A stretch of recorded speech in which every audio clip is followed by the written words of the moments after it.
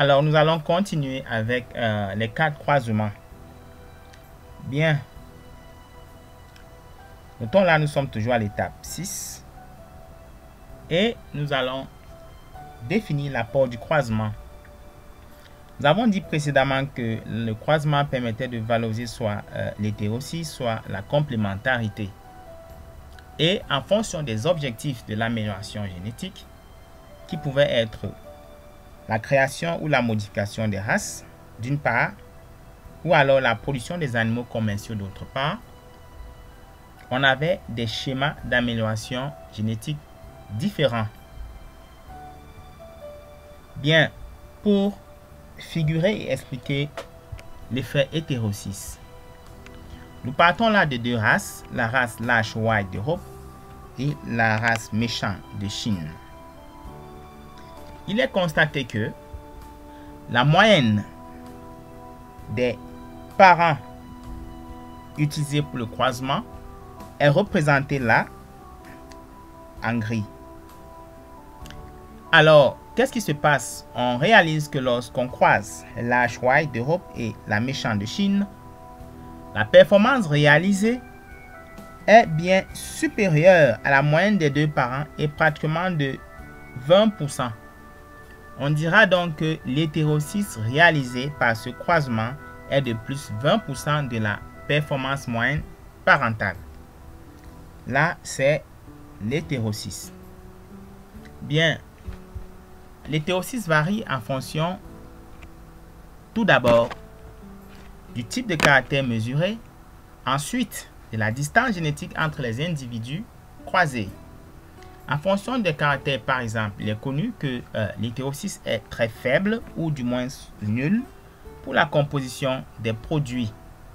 Par exemple, teneur en protéines du lait, teneur en matière grasse.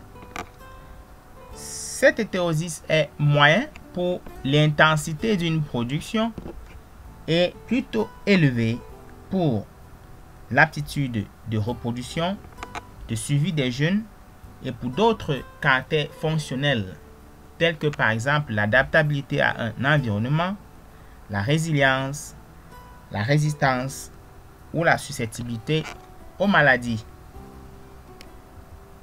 Bien.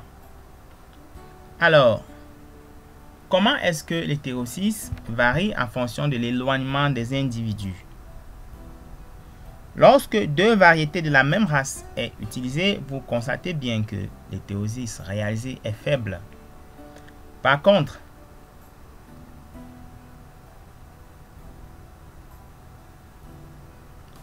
pour deux races, donc, une race de porc européen et une autre race européenne,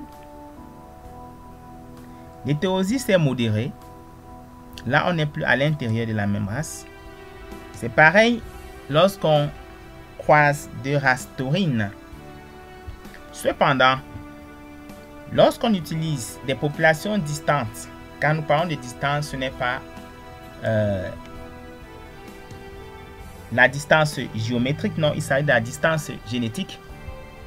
Alors, avec une race porcine européenne et une race chinoise, on se rend compte que l'hétérosis est très élevé. C'est pareil lorsqu'on croise les bovins et les taurins. Ici, on parlera plutôt d'hybridation parce que, souvenez-vous, les taurins et les zébus sont des espèces différentes. Bien que là, nous avons affaire à des cas où leur progéniture est également interféconde. Ce sont des cas spécifiques ou du moins particuliers.